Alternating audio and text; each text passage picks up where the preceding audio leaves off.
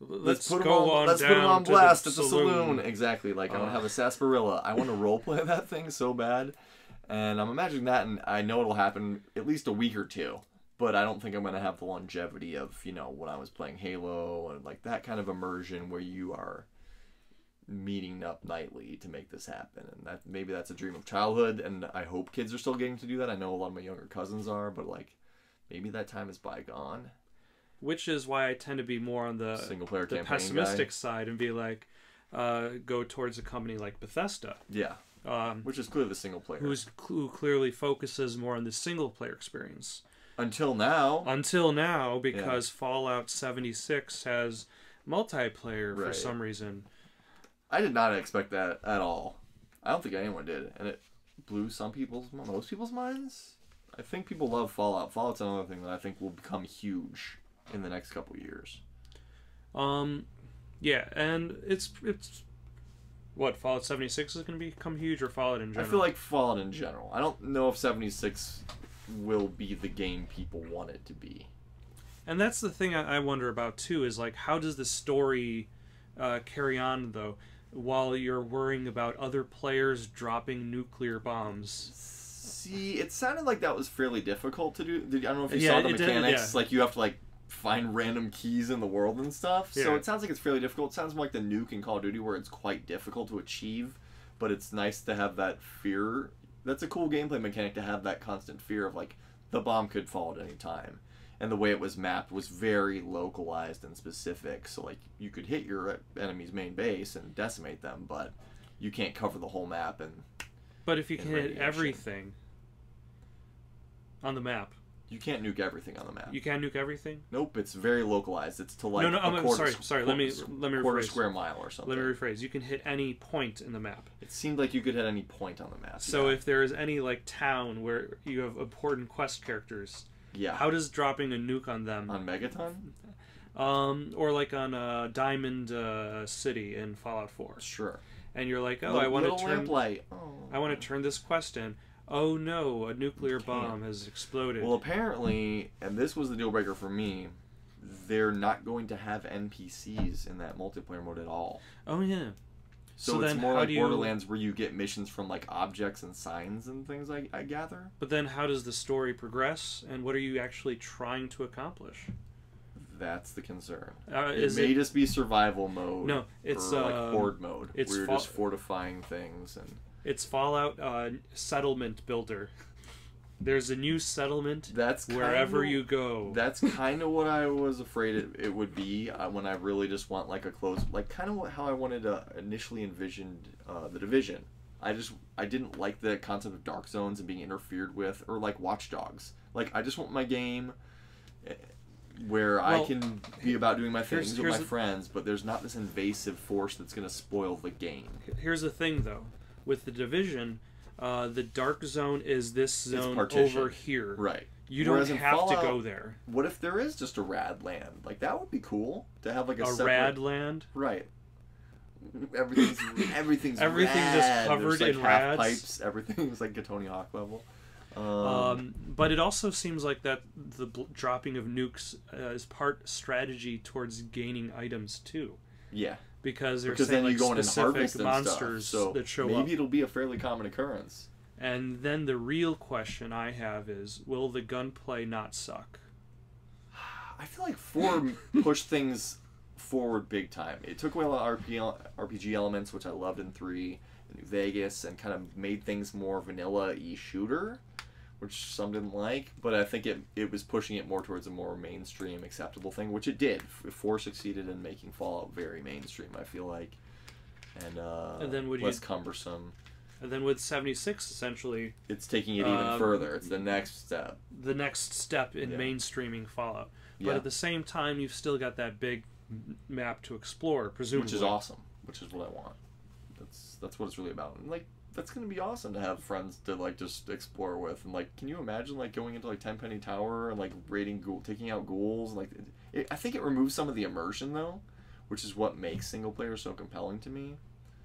And why I still value my single-player games, because I want to be in the game and not have to deal with the banter and the social aspects as much. Well, it also kind of... But it also kind of like seems like this is also Bethesda's attempt to kind of move towards different types of multiplayer. Yeah, and they did that with Shelter, and they're trying to diversify their catalog with the brand. Like you're starting to see Fallout toys, T-shirts. But not just Fallout. We've also got Quake Champions, which is their big multiplayer game. Now that they own id Software. Right. They've got Wolfenstein Youngblood, which is going to be played in co-op. Yeah. As BJ Blazkowicz's twins. I still think that I love the world that they're building in Wolfenstein after the last game, and I kind of can't wait. But this co-op's cool. This does carry on the theme from the with Wolfenstein and New Orders in the '60s. Mm-hmm. The New Colossus is in the '70s, and this is the '80s. That's cool. It's kind of like the X-Men movies. Yeah. Every game is jumping a decade. I like revisionist history. I've always enjoyed that kind of fiction, so this series gets me. So I'm excited. Bethesda's doing good stuff. And then there's of course the various Elder Scrolls news available on your refrigerator, Alexa. We're not going to see this game for this game's 3 years away. Elder Scrolls 6. We're not going to see it till next console generation. And the thing is, didn't they announce that after Starfield? Yeah. So technically the order should be Starfield first and then Elder Scrolls 6. I think we'll see Starfield first. So if Starfield is on the horizon, Elder Scrolls 6 is on the horizon even further. Oh yeah. With their production cycle, I mean, they've become so big though. I feel like they're cranking stuff out now. We used to have to wait so long between games from Bethesda, and now their catalog is so diverse and they have so many studios. They've got a lot of irons in the fire. Although, I think this is an example of a good way. We were talking about Command and Conquer Rivals, right, and Syndicate, where you have this new game that's not quite like the old games. Where people really want a really good, structured new experience. Right. There's Elder Scrolls Blades coming out onto phones. And you still have Elder Scrolls games to play, and you have new Elder Scrolls games. Right, they're not abandoning form. They're still going to come out with the stuff that you know and love, but it's they're just trying different things. It's rebranding, expansion. And I would give that a shot. Can't fault them. Yeah, I'd give it a shot. Yeah. But then there came Devolver Digital. Wow. Onto the stage. So good. By far, best CEO, best press conference. Nina Struthers, best CEO of all time. Yeah. Played by actress Maria Zook.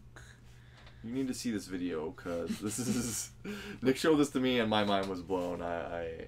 It changed my day. The Devolver Digital conference is not a conference you watch for game reveals, even though it revealed cool stuff. It did reveal cool games, yes. You watch it for the entertainment. It was definitely like an episode of Tim and Eric type humor, which I love, because I'm all about the awkwards. That's my kind of humor. Dark humor and awkward. That makes me laugh. That's comedy to me. Yeah. Yeah. Sense of violence. And it also was fairly on point with its... parodies of the modern trends. Yes, yeah. With loot box coin. If you watch no other conference, this is the one for you. If you already saw all of the trailers anyway, this is still the conference for you. This is the conference for you, yeah, absolutely. But there were still some cool trailers. There's Scum Season 2. Their essential take on... It was hard to tell what kind of game Scum is based on the trailer, but I kind of got a feel that it was like a first-person survival island Ark thing, but with a little more humor and a little more absurdity involved, in the character design, in terms of the mechanics, in terms of the gore. It just felt a little more like Hunger Games, but like with pro wrestlers in the 80s or something. Yeah. That kind of vibe. It's very much in line with their sense of their brand of humor. Very gory and very tongue-in-cheek. So. Now with something like My Friend Pedro, it's more obvious what the mechanics are and what you're going to be doing in the game. and that looks very stylish and very awesome. Yeah, I like that kind of like flashback vibe, like side scroll, just like very stylish shooter.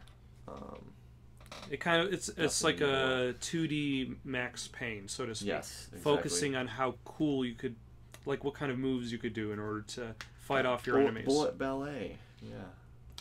That's actually a quote on the box for Max Payne 2. I believe. I know it very well. Yeah. It's one of my They called it a ballet of death. Yes. And then the third one was the Dark Horse that came from out of the past. Metal Wolf Chaos. Yeah. It's a game for our times, though. Like, if there was ever a time to re-release this game, having the president in a mech suit being awesome and fighting other presidents in their mech suits, having the time. Having a president in a mech suit, yes, fighting against an upgraded version of the White House, renamed the Fight House, in order to destroy the armor that has been added on and save America. That's how you make America great again. I mean, did they give these rights to them? Were they like, yes, please take this off our hands and make this game again? Like, people have been asking for it. They have. That's true. I wanted this game again. I haven't actually played the game. I've watched a Let's Play of it. I played it back in the day when I was into collecting really obscure old Xbox titles. You know, with your Phantom Dust and your Breakdown, and like I love those types of games that are like unsung gems, and this was definitely just one of them. Yeah, now a lot of those old games are premise, yeah. Like Phantom Dust was recently remastered. And I played it all the way through again, and I played the multiplayer against the 5 other amazing guys in the world, and I was not disappointed. Enjoyed it. It holds up completely well. I think this one will actually hold up well. I'm excited. Very much so. Yeah. What did you think of Square Enix's show overall?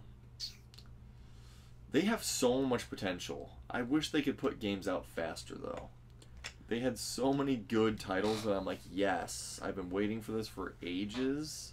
Well, obviously, Kingdom Hearts 3, people waiting their lives. Like, a lot of my friends have been waiting since they were, like, small children. I was in, I believe, the end of high school. Well, consider the fact that Kingdom Hearts 2 came out on the PlayStation 2. Yeah, I mean, we've missed whole console generations waiting for sequels here. And they've been apparently working on it this whole time, though. Like, not well, like... Every day they would come in and they would just look at Kingdom Hearts 3 and they would just be like... papers of design documents. We'll get around to that. Yeah.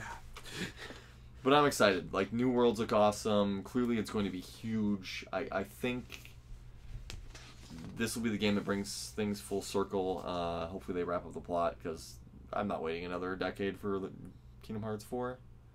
For the PlayStation 5 to come 9, out, or 6. Yeah, with my telepathic control. Although looking... It looks so good, though. Yeah. Like, those worlds look amazing, and just seeing the demo, I was like, wow, I get what they've been doing here. This is not just... They've reached a point in their development in which the game looks as good as the animated feature. Yeah. Which is impressive. It is very impressive. I can't wait. Strictly cashing in on nostalgia, I mean, it'll sell a million. It'll be a huge game. It will be probably the biggest game.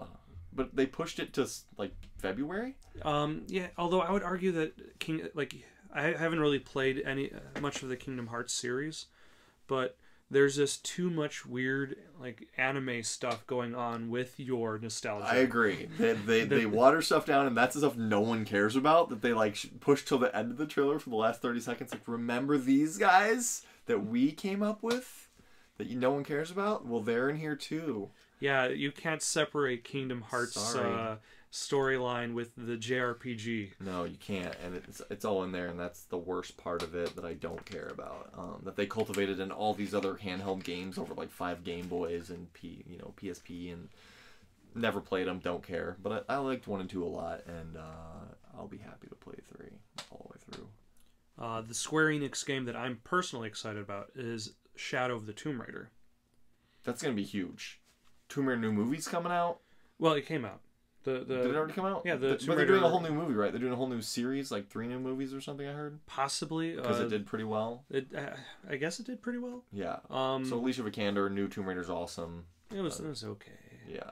But the game series, like, That's the Tomb Raider remake that Crystal Dynamics did. Right. Which is actually their second reboot of the series, so to speak. Didn't they do that cool King Arthur one? Yeah, the King Legends? Arthur one was Tomb Raider Legend. Yeah. And then they did Tomb Raider Underworld.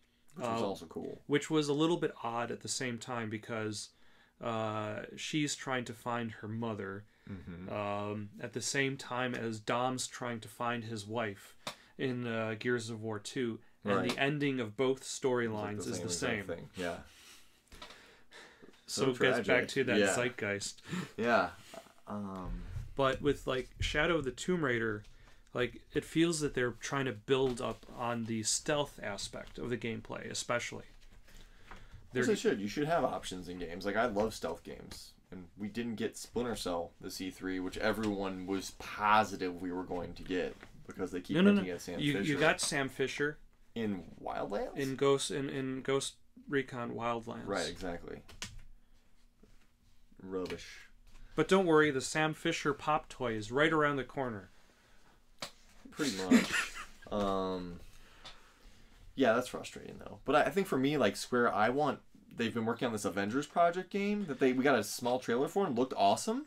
And this game's never going to come out either, or it's not going to be good. All I want is Ultimate Alliance 3.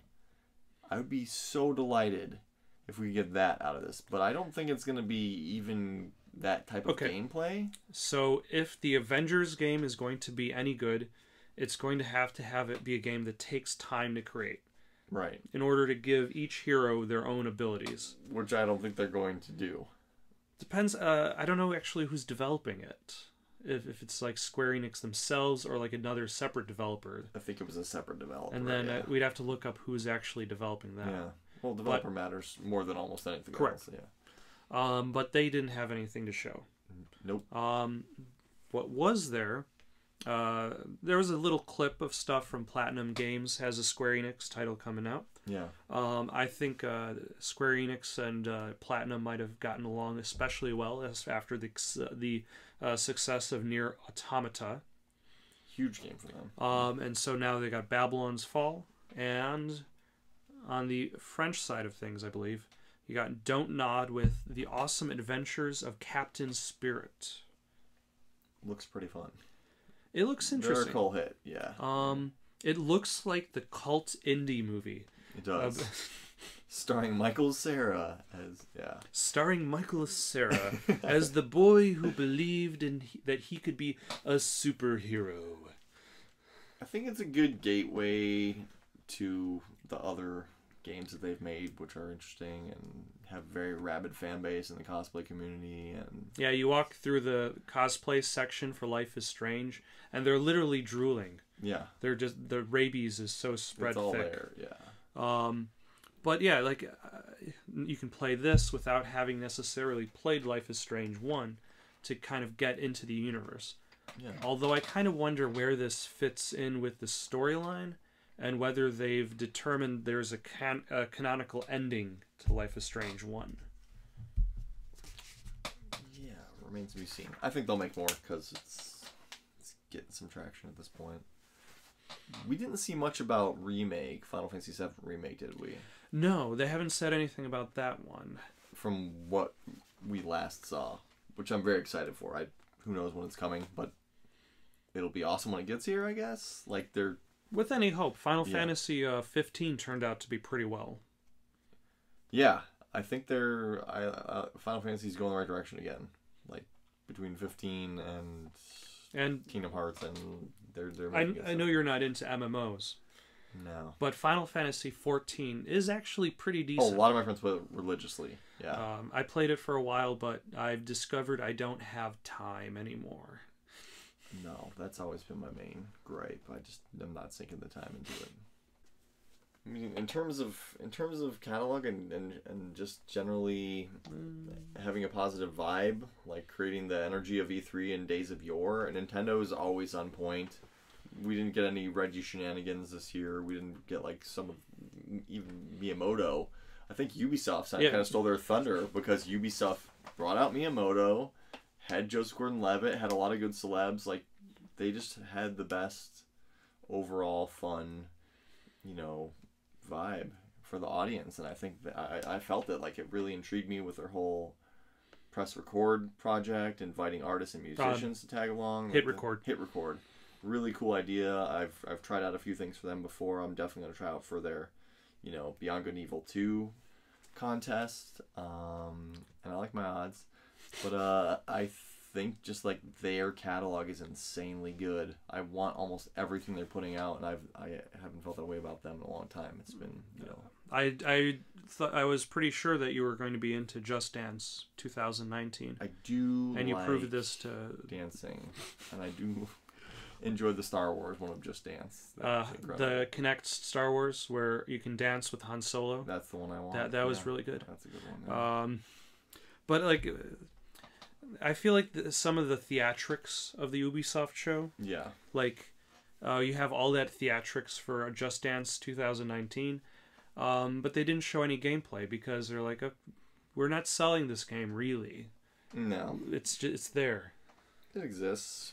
We're covering a demographic and a portion of a market that this is what they think video games are. I mean, there'll probably be an arcade cabinet of it somewhere in the world that kids will play. Possibly. The children will gather together and flail their arms in a manner similar to what people might call dancing. These days, yes. But Beyond Good and Evil 2, I think, kind of exemplifies everything good that you might have been saying about Ubisoft. That is the incarnation of that company. That's the best heart of it. You've got the lead writer, you've got the designer, they're talking about the development of the game itself. Yeah. You've got They showed how expansive that tech demo of panning out from the hair on a monkey's hand to like the car, the city, the planet, the galaxy, like just the scale of that game and the fact that there are so many options. This is gonna be like No Man's Sky, what that should have been. I feel like there's that much depth, and that's kind of how the first game was. There all these levels. It's like a very complex Zelda type game. If they even deliver on half of what was shown in the trailer and the gameplay tech demo that we've seen, it will be an amazing game. I worry. I know it's gonna be like the first one though, where no one buys it, but the word of mouth and critical acclaim are huge, just because it's such an untested property and such like a bland, amorphous. What is Beyond Good and Evil? Like, it doesn't describe what it is. What is the story? It's a cool space monkey like fighting a techno-organic race, like with a pigman who serves meals that are tainted by really powerful alcohol. Yes, exactly. Like that's what pops into my head when I hear Beyond Good and Evil. I'm hoping people will ride this on like the same back of like Guardians of the Galaxy is huge. They would be wise to kind of market it that way. I don't think they're smart enough to do that though, which is a shame. Interesting thing about Beyond Good and Evil 2 is you mentioned is that they brought on Hit Record with Joseph Gordon-Levitt. Yeah. They're leveraging that group in order to fill in assets, right? Like crowdsource, and then they'll be paid. Like he went on to explain after the fact, but they'll be paid for their it's collaboration. So it's like one artist makes like an image for like graffiti on the wall, and another artist will like put it through their filter or do the digital work or what have you. And music wise, they want bands and things to just like pad out the radio stations in like a Fallout way. And I think that's so cool. It's an interesting experiment because it kind of reminds me of the Darkness 1. And when in the Darkness 1, they were trying to fill up the world, and they hired a Swedish group to do the graffiti, and that's why all the graffiti none of the graffiti on the walls is really like American graffiti. It's really stylized. It's very stylized. I remember hearing about that and thinking it was so cool that they were like basically like outsourced it to freelancers, and that's incredible. So it'll be interesting to see what ends up coming up, especially since this is covering not just like what's written on the walls. Yeah. This is also music. This is also radio parts. It's vast. It's divergent, and I don't know. I kind of wonder like, well, must I draw a monkey head for my graffiti submission? Like, what's gonna fit into this world? Yeah, do I have who are you actually selling it to? Fly? Yeah, who's the judges of these things? So, I don't know. I think if nothing else, I'll be really interested to see like how the community kind of develops it. Right. And how big will that community be? Is it going to be 10 people on the Reddit, or is it going to be like, will thousands of artists actually flock to this for their shot? I don't know. Like, I've got to be their target demographic, and how many me's are there out there who have that nostalgia? It's a 10-year-old, 15-year-old property almost. So some of these, that's just, I guess, what we're dealing with a lot of is like bringing back old franchises that are maybe fondly looked upon, but there's not much material there for them to latch onto. Correct. Like, there's no stuffed animals, there's not much branding, so it's, even Rayman has more, and even what's it called, Rabbids. Even Rabbids has cool pops and such, so it's like, I don't know, Ubisoft has never done well with their mascots so much outside of their Sam Fishers and their Ezio's, I guess. Oh yeah, I guess I know. But speaking of community, there's Rainbow Six Siege. There's a documentary coming out about it, which is something I did not expect. Not specifically about the game itself, but about the pro players that play the game. I mean, esports is the future. It's a huge industry, and people do worship these people as gods. Like, if nothing else, we saw like the end of E3 was nothing but huge tournaments for Fortnite, and these esports personalities are becoming like they're on par in some communities with actual athletes and the LeBrons, and people have name recognition and make ungodly sums of money doing this shit. Like, it blows my mind. Although I admit I haven't really been paying attention to the esports community myself. I do minimally. Overwatch, League of Legends, Fortnite. That's about it. I do watch Twitch. I'll come home and just like veg out for a little bit, and I'll put it on just to see what the good people are doing, pick up some strategies, see what you do feel involved. It's very much like a community building thing in a world where we're not like, there's barcades, but I rarely like hang out with my friends anymore and just play video games. Like, we live vicariously and discuss them. You can't just break into people's houses and watch them play video games. I know, you just can't. Yeah, I don't know why. It's frowned upon. But okay, so continuing the Sun, it is not a surprise that Trials Rising is multiplayer.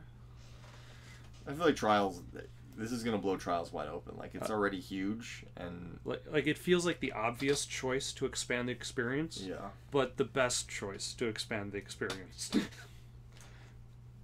Yeah, it'll be interesting to see where it goes, but I think it's pretty novel. People like their motorbikes. People like their stunts. Their stunts. Do they also like their divisions? Oof. This is a big one for me, because I love the first Division. I love the premise of that world, the gameplay, squad. Like, this was what Gears of War was like for me when it first came out. Like, just the mechanics of having to work together and be strategic, and cool story, cool world building. They're going to Washington, D.C. this time instead of New York City, so I'm hoping they'll do Chicago. Like, I don't think Watch Dogs 1 covered Chicago as thoroughly as I would have liked, so I'm hoping that will be the next one. I think that Watch Dogs 1 was kind of fun in regards to driving around. It was cool to go familiar places. It's just the actual playing of the game. Right. The gameplay was not good. How many car doors will you be able to close in the Division 2 is the ultimate question.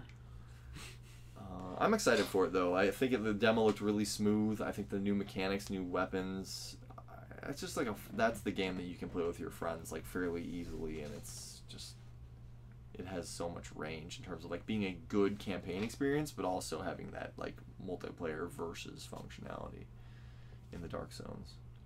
Wasn't the virus restricted to just one city in the original game? Apparently, it was like had happened fairly recently. Like, it was not so long after. Yeah, and I guess supposedly somebody got out. Yeah, at the end of the first campaign, they were like threatening to use the virus elsewhere. Yeah, but I guess it happened. So, but according to Division 2, the virus has been kind of dealt with. So now there's new threats. Yeah, you're still the Division though. You're doing Division type stuff, long Division. Short Division. Short. Both types. Will you be able to take cover behind Arlington Cemetery gravestones?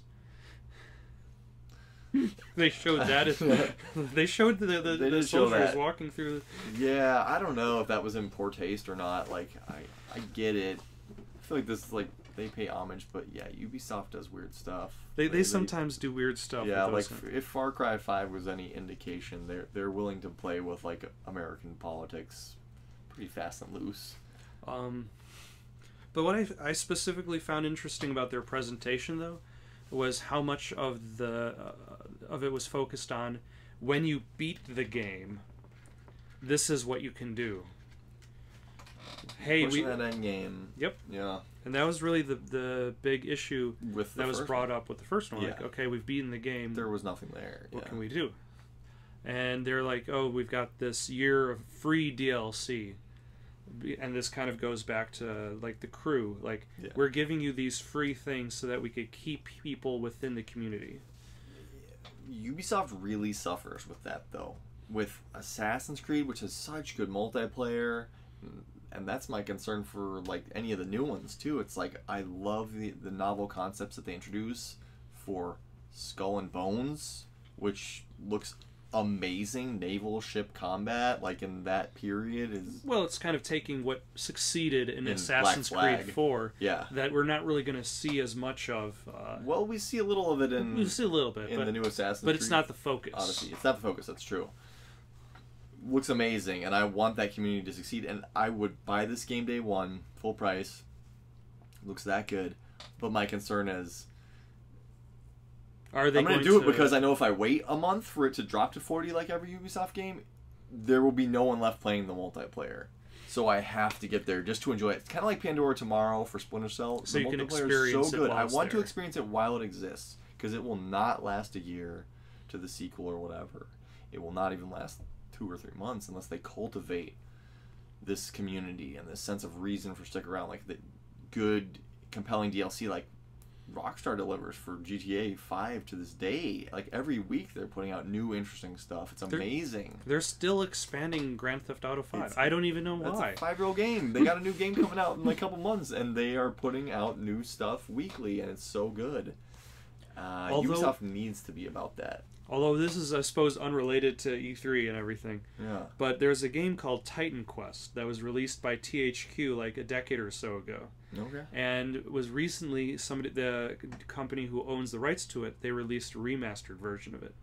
And then they also released an expansion. Did only you care? Do you have a copy here somewhere?